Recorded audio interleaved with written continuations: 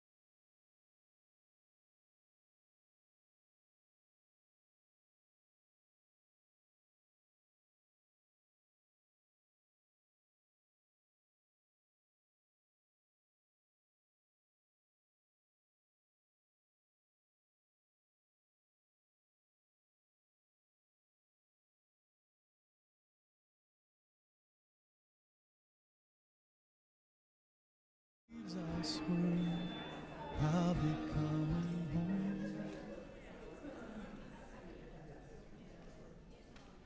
Good morning. I'm Chris Cable. I serve on the board of the DuPage Unitarian Universalist Church. I welcome everyone this morning to our, I lost my place, and welcome you to our inclusive community of faith. As Unitarian Universalists, we hold that there are many spiritual paths to truth and meaning, and we support one another as we explore these paths. I would like to especially welcome guests and welcome again those who have visited us before. Visitors, it is the custom of our congregation to invite you to stand and give your name and where you're from if you feel comfortable doing so. Are there any visitors who would like to introduce themselves?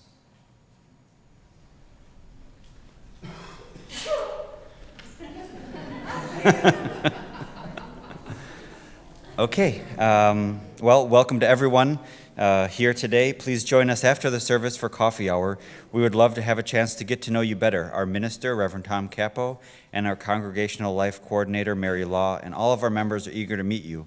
I will also be present after the service in Creeves Hall and would be happy to speak to you as well. Our service can be heard outside the glass doors at the back of the sanctuary should anyone feel the need to leave the service for any reason. There are chairs provided for your convenience. As we begin our service, please silence all electronic devices. Thank you.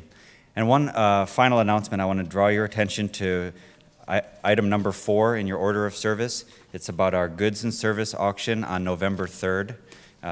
Its title or theme is Give Peace a Chance. It'll be right here at church.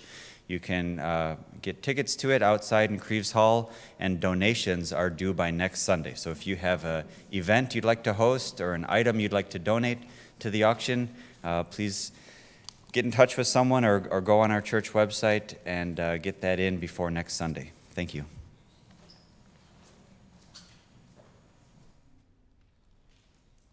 We light this chalice for the first source from which Unitarian Universalists find inspiration, the sense of wonder we all share.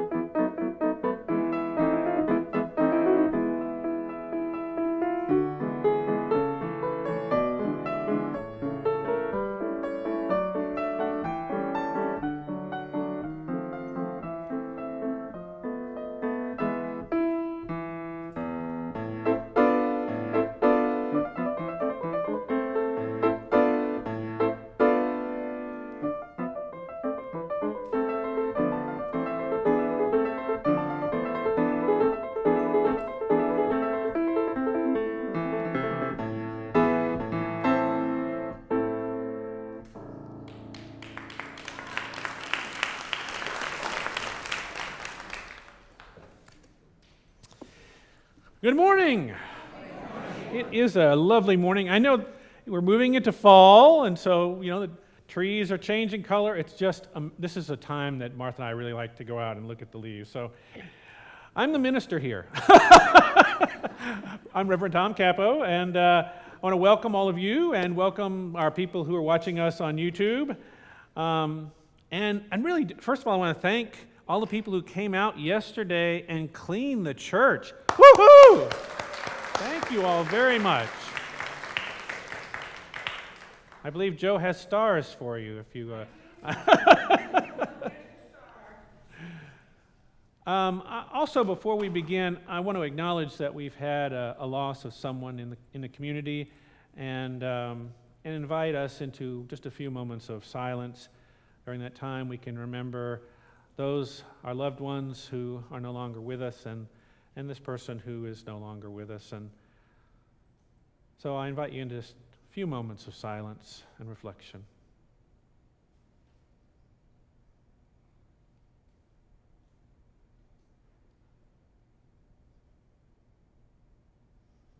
We carry our loved ones with us in our hearts and minds. As long as we remember them, they are with us. Amen. Well, today we begin to explore what it is to be a people of sanctuary. This is going to be our monthly theme this month. And Steve Cooper, our Director of Religious Education, and I are going to share some thoughts with you today about sanctuary to sort of prime the pump for discussions that you might have in your car as you drive home, or in your religious education classes, or in Creeves Hall drinking coffee or lemonade, or maybe just thinking about in the privacy of your own minds and hearts. So I open this time of worship and reflection with words from Unitarian Universalist Reverend Joe Van Roo and Director of Religious Education Lynette Lowe. Welcome into this space, this sanctuary of peace, where we come not only to create ourselves, but also to do the work of creating beloved community. We come together today as individuals, much like individual pieces of pottery or glass that are different shapes and sizes and colors, all of which are cracked, broken in some way, with imperfect, jagged edges, but all wonderful and beautiful. So I invite you now to rise in body or spirit. Let's sing to get this service started today. Enter, rejoice, and come in. It's actually hymn number 361 in the hymnal, and the words will also be projected to your right, or my right.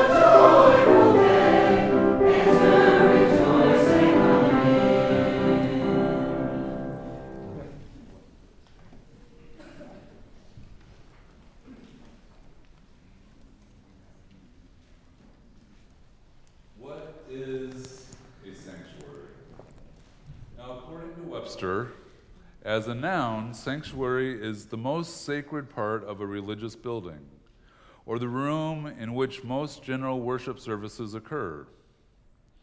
So what is it that makes a sanctuary so special?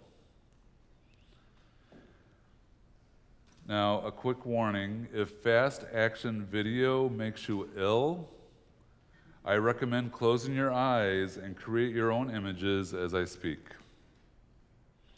So what is it that makes a sanctuary so special? It starts out as a hole in the ground. The drainage pipes and concrete are added to create a foundation. Steel girders are added to form a frame, and a concrete floor is poured.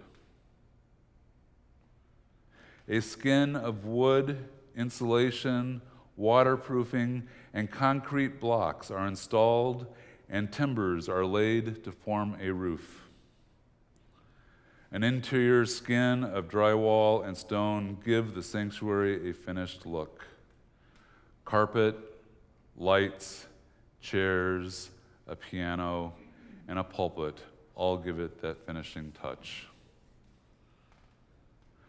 That was 11 months of work displayed in 47 seconds. So what was it about all that work to create this space that made it a sanctuary?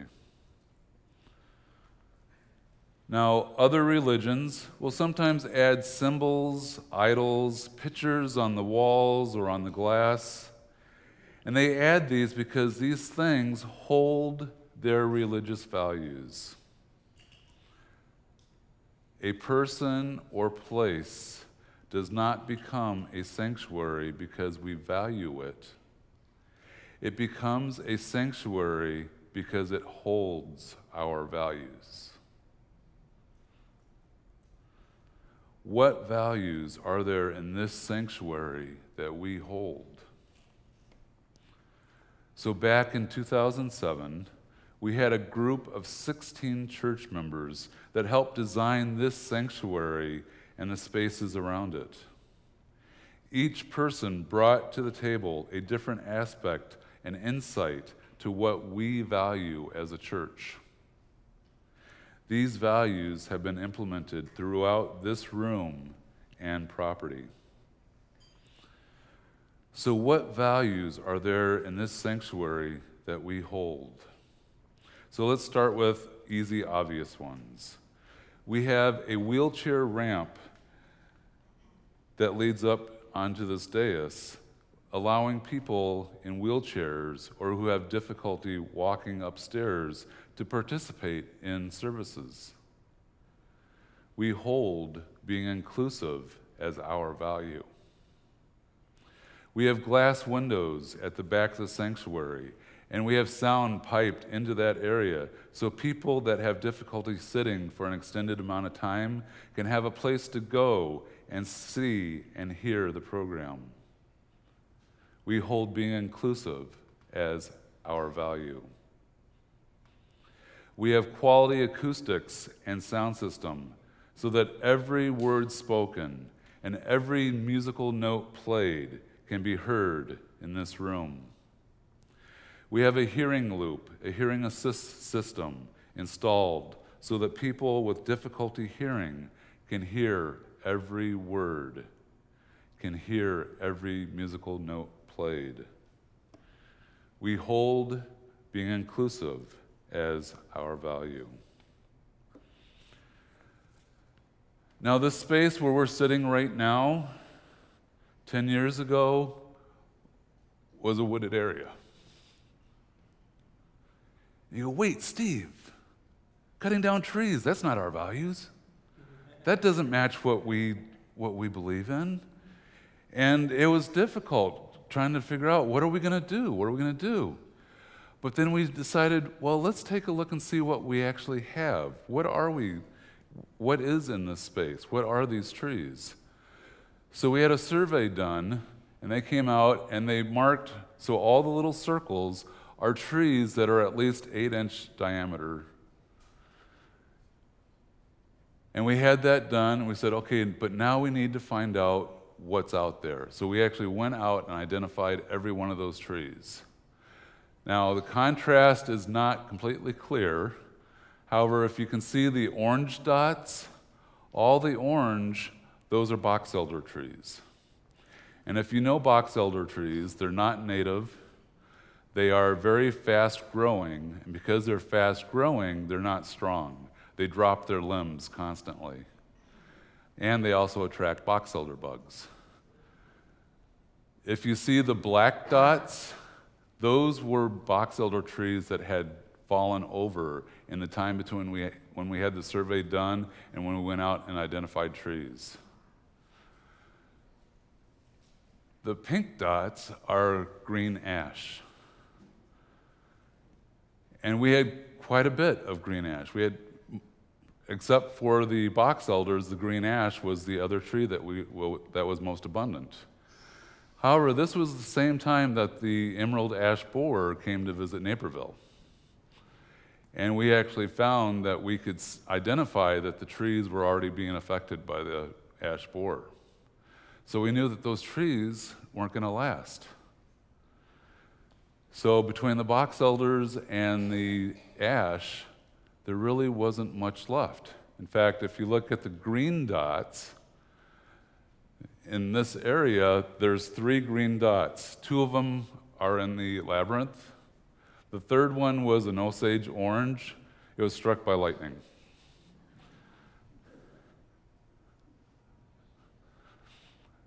So when we cut down the trees, we had them mark the ash, and we asked them to save them. And we had a mill worker come and take the ash away to mill them into planks so that they could then be used on our dais. So after the building was finished built, we had carpenters come in, and then they finished the dais in ash. We hold using our natural resources efficiently as our value.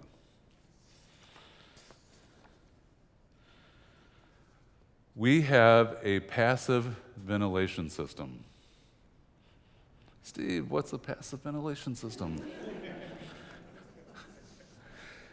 So I have a special button back here in the closet that when I press this button, it will actually shut down the HVAC system. I'm going to go press the button.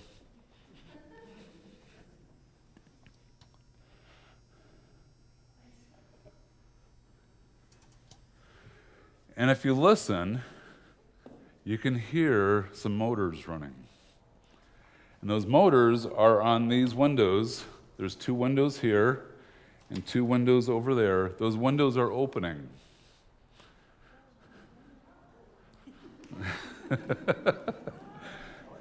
So the HVAC system shut down. Those windows have opened. And those of you that are on this side probably heard another motor going too. On the back side of this wall here, you can see the picture of it, is a great big louver system. And those louvers, oh yeah, I can hear that loud and clear. The louvers have opened up, and then up in that tower, you see the 6 white panels? Those are fans. See the 6 squares down below it? Those are solar panels. So on a sunny day, they might be moving right now, but the idea of this is during the summer, it's hot outside, we're going to have our HVAC system going. In the middle of winter, it's cold outside, we're going to have our HVAC system running. But in fall and spring, when it's really nice outside, why not bring that air in? And let's do it without having to pay for it by paying for the electricity. So we press the button, shuts down the HVAC system, the fans run, it sucks the air out of the room into the louvers and out the tower and draws the outside air in through the windows. We hold using solar energy over fossil fuel energy as our value. Now, if any of you have been to McDonald Farm, it's the Conservation Foundation. This stone house, which now resides at the farm, used to be on 104th Street in Naperville. But it was dismantled and reconstructed at the farm in 2007. So when they put it back together, you know, with everything, you put things back together and you have pieces left over. They had a lot of pieces left over. They had tons of stone left over. And there's a number of our members that work at the farm and are part of the Conservation Foundation. And they're like, well, you know what? We're building this new sanctuary. Wouldn't it be neat to use some of this stone in our church? Now, this stone was quarried there's a quarry down south of 95th Street. It came out of that quarry 100 years ago. So there's a history to it. It's local. So when it came time to talk to the contractors about using this stone rather than purchased stone, they kind of balked at it. And there was a team of 3 that were working on this at the time: Dave Gorman, George Peck, and me.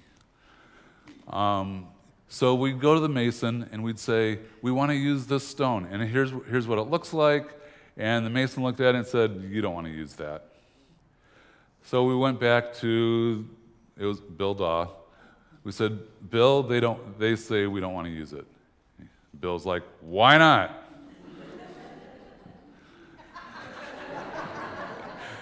So we went back to the mason and said, no, we're not going to take no as an answer. You need to explain to us why. And he would give us, a bunch of reasons, and we'd take that to Bill, and Bill wouldn't accept those, and we'd go back and say that's not acceptable. And finally the mason said, "You're not going to like it. You're not going to like it. They're going to be all random. They're not. There's no 2 that are the same size, same depth. The stone's going to be sticking out, and you're really not going to like it." And we said, "That's exactly what we want." So if you look in the link, this is using the purchased stone. It's all linear, it all fits nice. They have about 20 blocks that they have set up there at a time that they'll pick and put it up there. But we did convince them to use the limestone. And when they did it, they had blocks throughout this whole room because they had to walk around and find one that fit in the next spot, find one that fit in the next spot.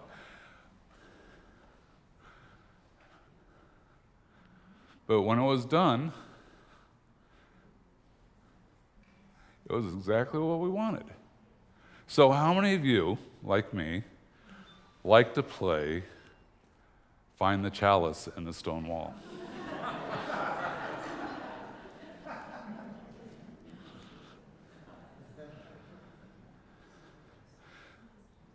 So we hold reusing natural resources, reusing materials as our value. The views. The views that we see from the room, the prairie that we have out back.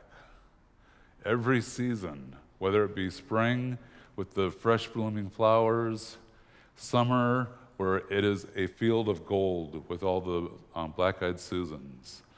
In the fall, when we can still see the asters in bloom. In the winter, when it's a sheet of white snow. We hold nature as a value. So we don't need to bring idols and statues that we value into our space. We don't need to paint pictures on the wall or stained glass windows. This room is not our sanctuary because we value it. It is our sanctuary because it holds what we value. It embodies what we value.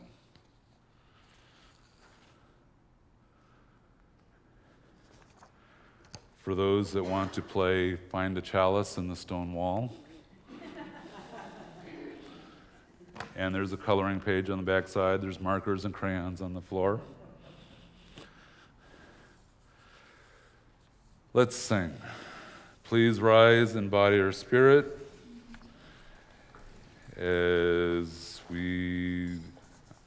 I've lost my, there we go. I got it.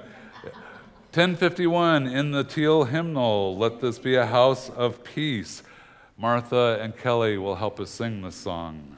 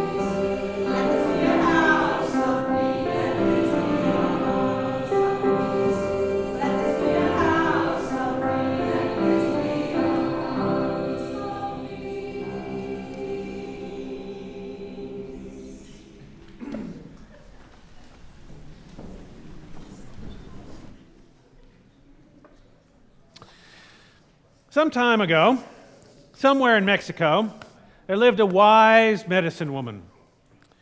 She served as shamaness for a small village. And one day, a friend of hers, an American from the United States, a writer, came to visit. And so each time this friend comes to visit the shamaness, she likes to teach him a little something new, a new way of looking at the world. The shamaness told her friend, most in Western society think we should believe only what we see. However, in reality, the mind works the other way around, meaning we see only what we believe.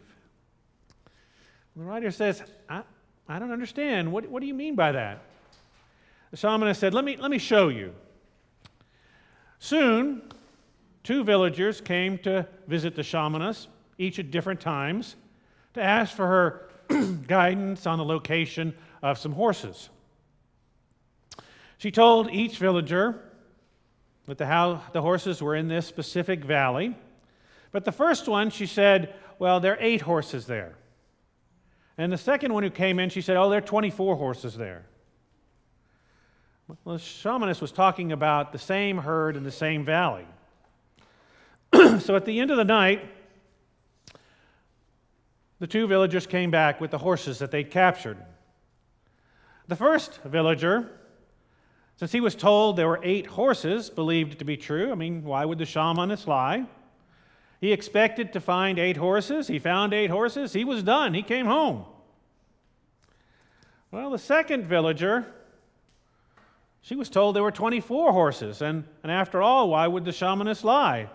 So she expected to find 24 horses. And she kept looking and looking and looking until she found 24 horses. Now, the shamanist friend was puzzled by this result. And she asked, why did you do this? Why did you tell these 2 different villagers different things? This seems kind of like a sort of a manipulative trick. Well, she smiled and she said, we only see what we think about and imagine internally, what our minds believe are possible and true. However, in reality and in nature, there's an abundance of possibilities. If we believe and recognize there's an abundance of possibilities, then we experience the world as offering us an abundance of opportunities. Some of you may remember this story.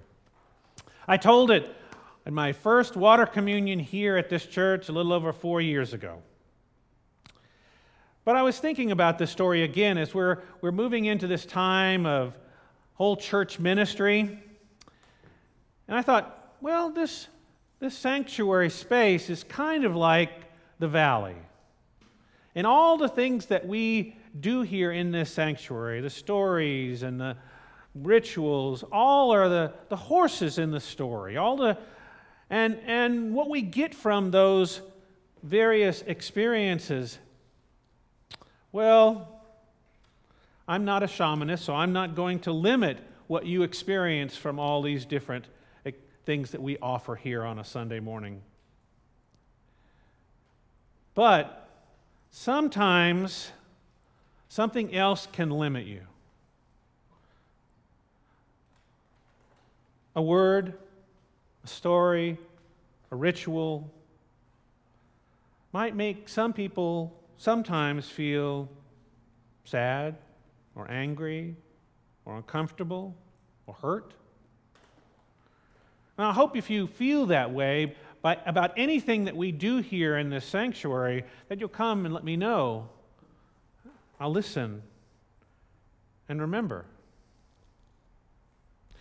You see, when a person experiences a strong negative feeling, they're probably not going to be open to the idea that there's an abundance of things available and wonderful possibilities every Sunday when you come in here.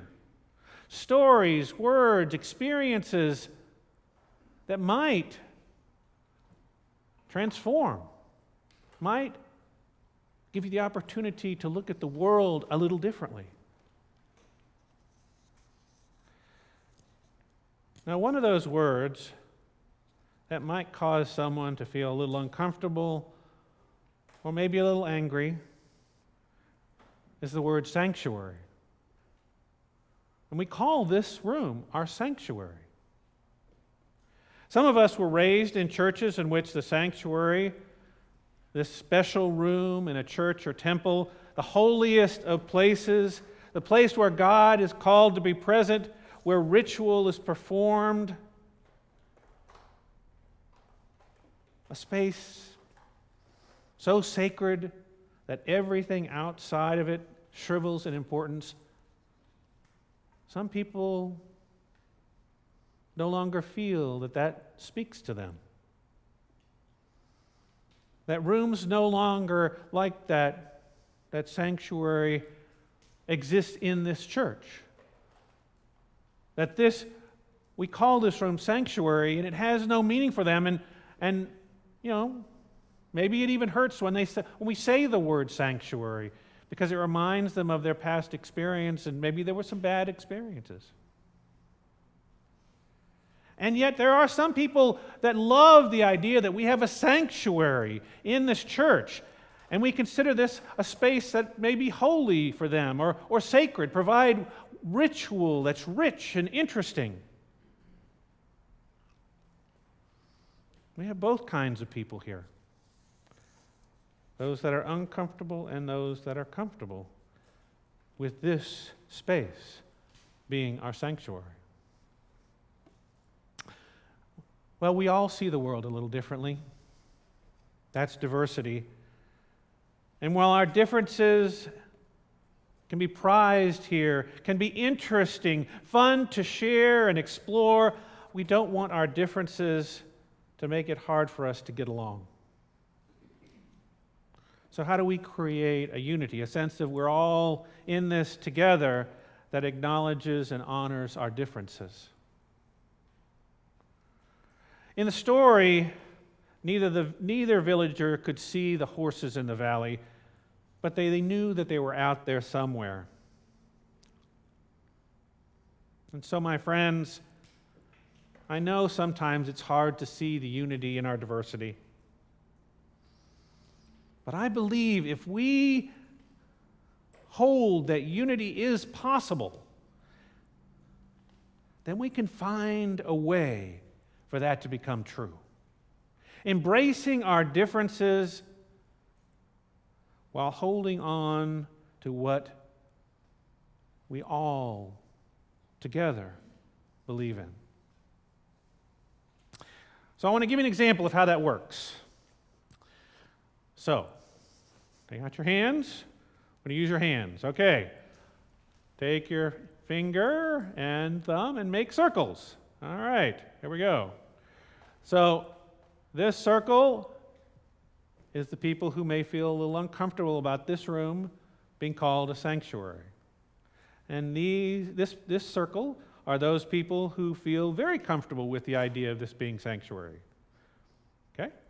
Now let's bring those circles together halfway so that there's a little space in between. You see that? And in that space are the ways that we define sanctuary in common. Sanctuary might be a place where animals are taken care of, or a place in nature, or perhaps a place where you go to meditate, or a place of silence, a special place. Had somebody tell me today that their bathroom is their sanctuary. I don't think any of us would disagree. But there is overlap, and those are spaces where we can have meaningful conversations about sanctuary, comfortable conversations. But here's the thing. We're in a church where we don't always have to be comfortable. And so while I do want us to have those conversations about sanctuary that feel comfortable and interesting, I also want to invite you to have conversations about sanctuary that may push your limits a little bit, may challenge you a little bit.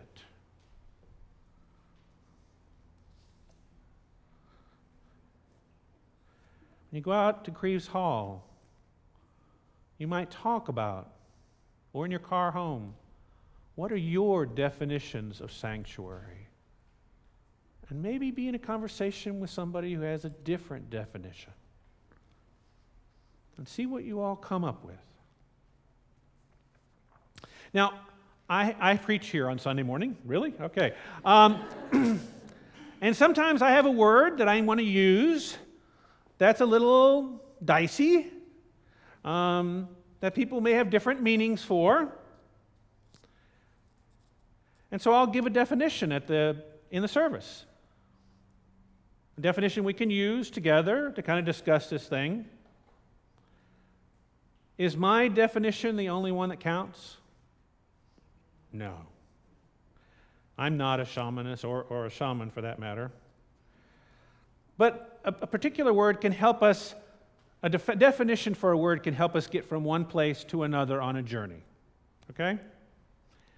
And what I hope by giving you a definition of a word is that we can go from one place to another without there being roadblocks or limitations. But please understand when I tell you that I don't want my definition for a word to limit you.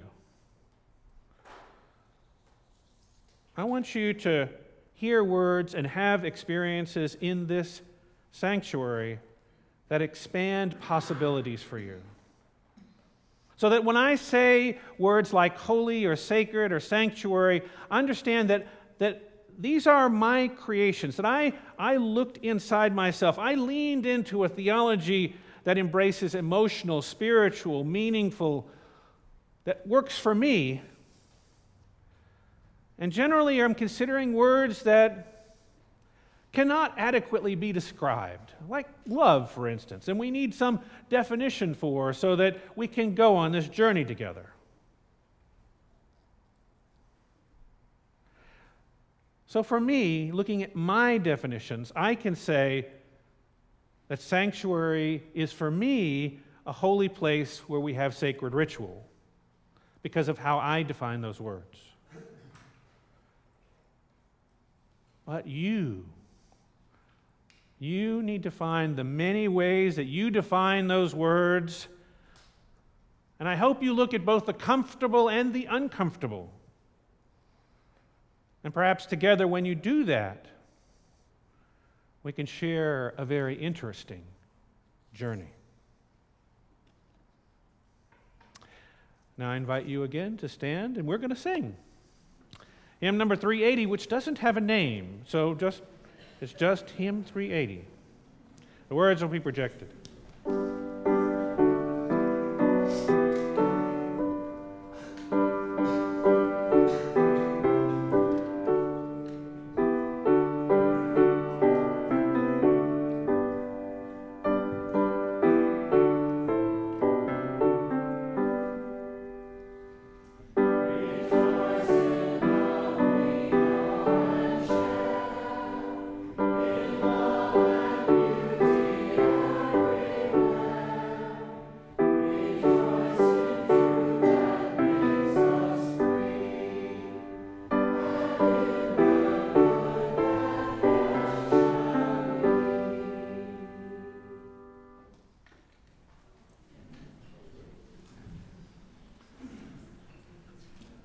So today, we have a very special item in our Wonder Box.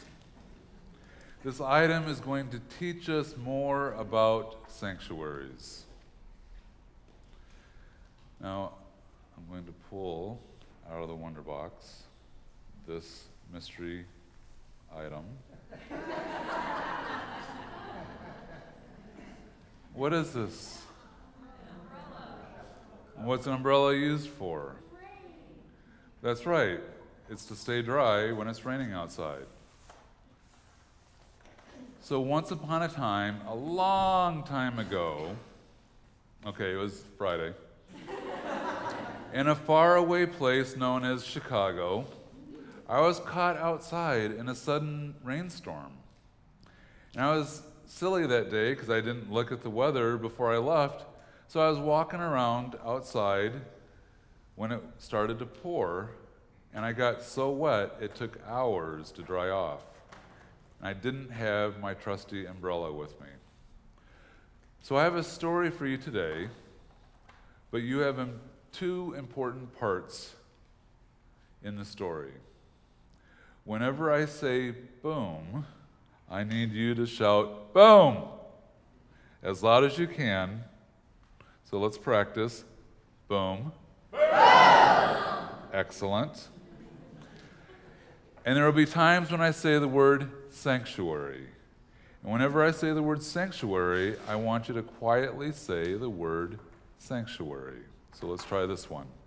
Sanctuary. Excellent. Great job. So once upon a time, there was a little girl, just like me, who was caught outside in a sudden rainstorm. So she ran inside to the nearest store. Wish I would have thought of that, right? She had ran into the store to get out of the rain. And as soon as she closed the door, a bright flash and a loud boom of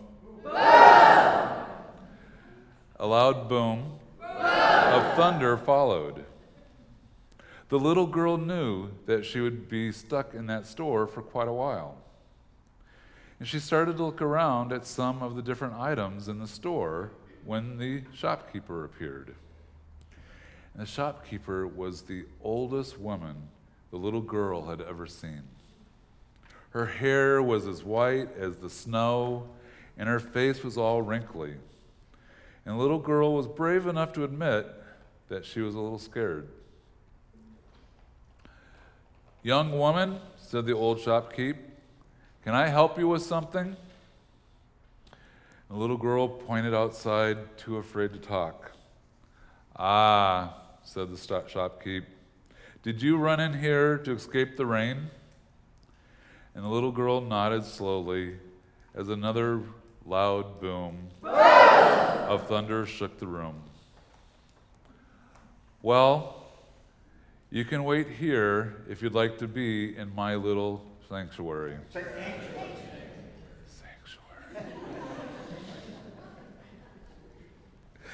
"We've got a nice, sturdy roof over our heads, and it will keep you safe and dry."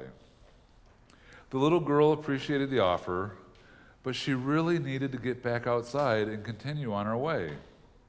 The old shopkeep could tell that she was hesitating.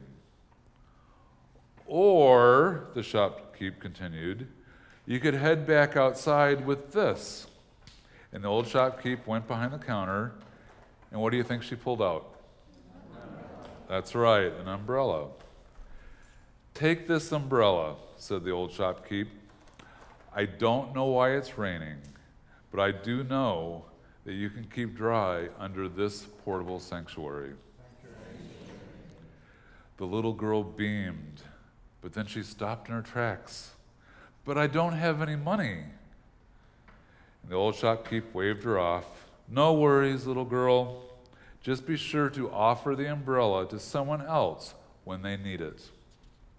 So the little girl accepted the umbrella and headed back outside and opened up her umbrella and went on her way. The little girl was happy and dry. She started skipping down the street and was perfectly happy when she saw a man wearing a suit, trying to keep dry with a newspaper over his head.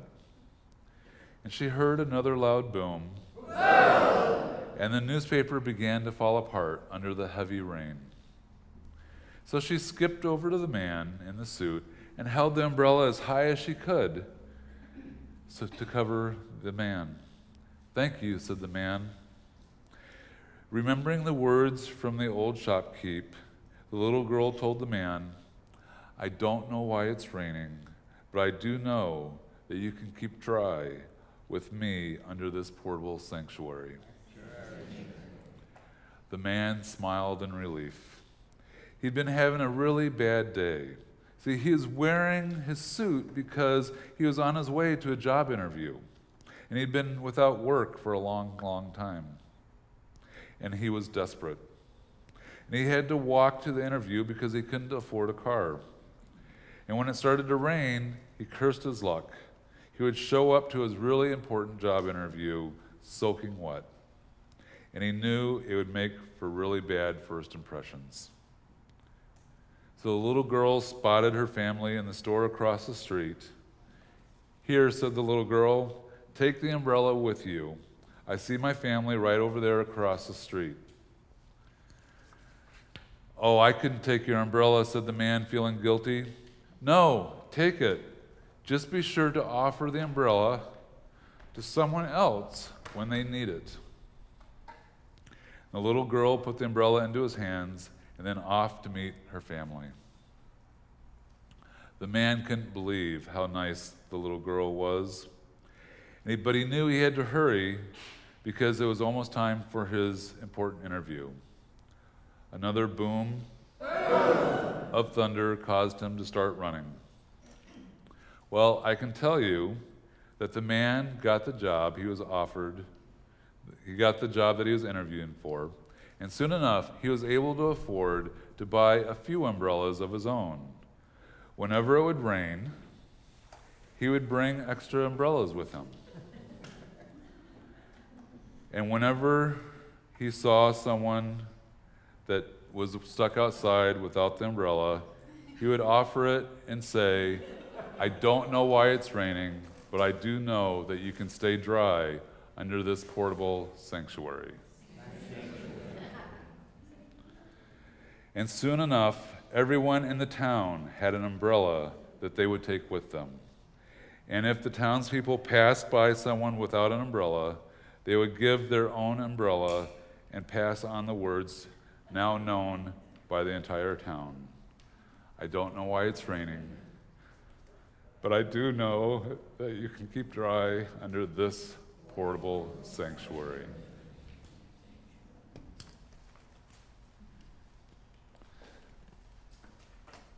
We give to remind ourselves how many gifts we have to offer. We give to remember that we are part of something bigger than ourselves.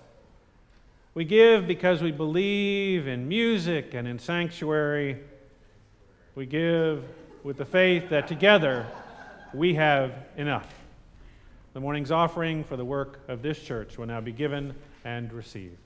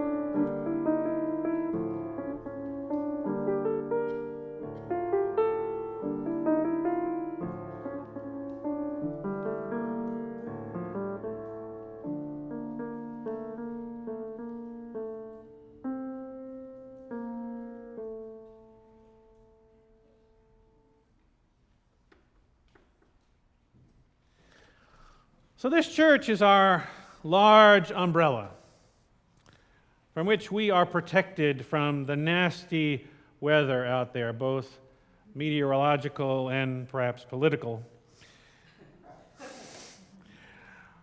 We know that DuPage Unitarian Universalist Church is not just a large umbrella, but it's a series of smaller umbrellas as well that each of us carry as we interact with each other in this church. It's our portable umbrella of principles and sources and values that we carry around with us. And because of that, we can feel free to be ourselves here without fear of ridicule or harassment or being told that we're wrong or that we're not welcomed. We carry our little umbrellas with us so that whenever we interact with each other, we can discuss things that are difficult. We can be in conflict with each other. We can have differences, and yet still feel safe, supported, respected. So what happens when we go outside this church? How do we share our umbrellas with people who are not under our church or members of this church or Unitarian Universalists? As many of you know, we have close relationships with many other faith communities, from the Islamic Center in Naperville, the African American churches in Proviso Township, the Sikh Gurdwara in Wheaton, the Jewish Synagogue, Beth Shalom, and so many Protestant and Catholic faith communities. When I meet with them, I always bring my Unitarian Universalist umbrella. Sometimes I share it. My umbrella helps me honor other people and their traditions and their rituals. It helps me to approach them with wonder and curiosity. And when I say something or do something that is hurtful to them, I own it, I ask for forgiveness, and then I ask, how should I respond in the future? Now, this happened not too long ago with an African American preacher friend of mine. We were talking about this mentor program we have here at DuPage Unitarian Universalist Church, our SMILE project. And I mentioned that we were particularly interested in helping black youth. Now, he took offense to that. He felt I was insulting African American children. I was surprised. I hadn't intended to cause any harm. So I asked for his forgiveness, and I asked him what words would work for him.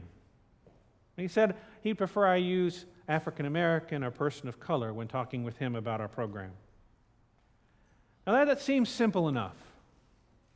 But I have to tell you that during the conversation I was anxious, and he was anxious, that we were both risking being vulnerable with each other. But that simple interaction allowed us to grow in trust,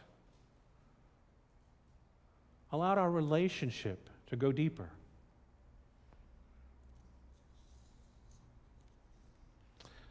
A member of our church shared this with me.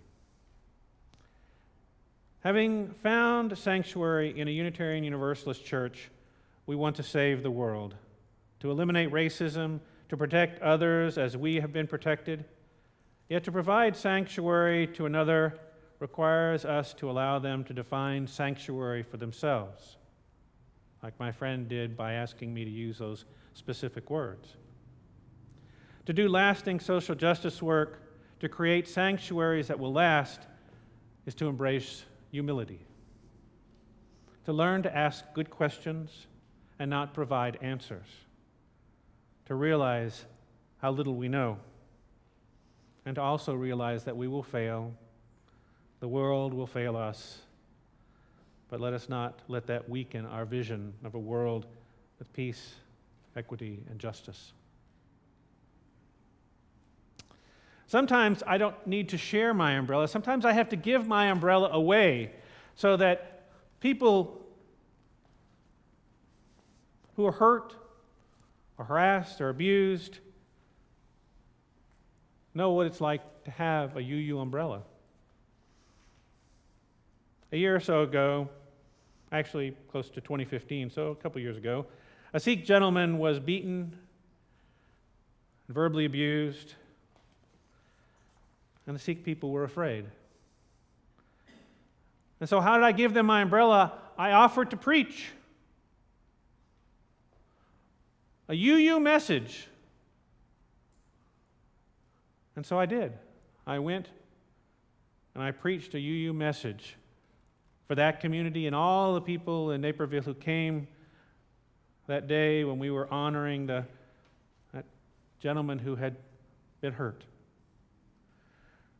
And so I preached this. I said, as a Unitarian Universalist, I believe that peaceful people must stand together against hatred, oppression, and violence. We must stand together in support of all people, all faiths, all cultures. We must take the time to try to understand each other's beliefs, customs, and traditions, each other's worldviews. I said, let there be peace on earth, and let it begin with me. I said, it isn't just a phrase from a pretty song in the 1950s. It's a way of living, of being with each other. And we can do that now with the person sitting next to you. And when we do that, we cannot be afraid to talk to each other and to ask each other questions, even if we think those questions are ignorant or stupid, or because there are no stupid questions when we're trying to get to know each other, to overcome our differences, to grow into deeper relationship. There are no stupid questions when you're trying to build a beloved community.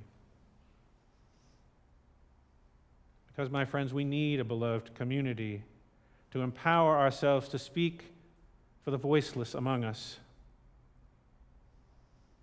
We need to show the world that love and respect and friendship are stronger than hate or prejudice will ever be. When hatred or prejudice is expressed through words or deeds by someone that we know, we must speak up. We must not be afraid to say to a friend or even a member of our own congregation that we will not tolerate hate speech or prejudice. And if that person continues, we must be willing to say, I'm not going to continue to listen to this, and I do not agree with you. We cannot give hate or prejudice a foothold in our lives or any of our families or communities. Let peace begin with me. I invite you all gathered here to join me in this. We all arrived here from many singular houses, different religions, different cultures, different races, so many differences. Walking through the branching streets of our community, we came to be assured that we are surrounded by our brothers and sisters and to restore their images on our eyes and upon our hearts. That day I preached a UU sermon to a non-UU community. I gave them my umbrella and hoped they would pass it along to anyone who might need it. And I continue to give my umbrella when it's needed to do so. To lesbian, gay, bisexual, transgender, genderqueer, gender fluid people, to immigrants, to people of color, to people of other cultures, to people with emotional or mental issues, to homeless people, to anyone who needs to be reassured that they are surrounded by a loving family, who experiences them as not being the other, not a thing, but a member of our common human family. And if I see someone, I will say, if you are lost, I'm here to help you find your way. If you feel invisible, I will see you and will not avert my eyes. If you are voiceless, I will use my voice until your voice returns. No matter what our diversity of beliefs, culture, or gender may be, we as Unitarian Universalists, UUs, can find unity for the greater good in the here and now by bringing our umbrellas out into the world. Now I invite you to rise in body or spirit. Let's close our service with a hymn. So we extinguish our chalice, but carry the flame in our hearts as we sing together hymn number 414 in the gray hymnal as we leave this friendly place.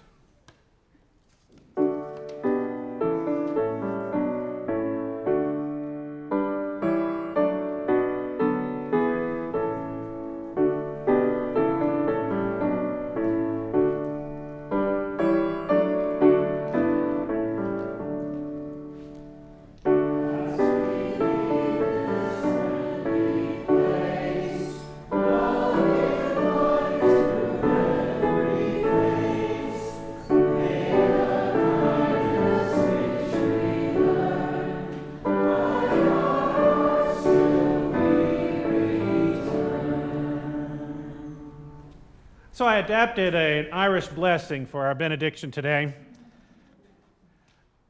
May you always have here in this place walls for the wind, a roof for the rain, coffee and lemonade in Creeves Hall, laughter to cheer us on, and the knowledge that there are those who love you always nearby. I invite you now to turn around and share that love with one another. Greet those around you.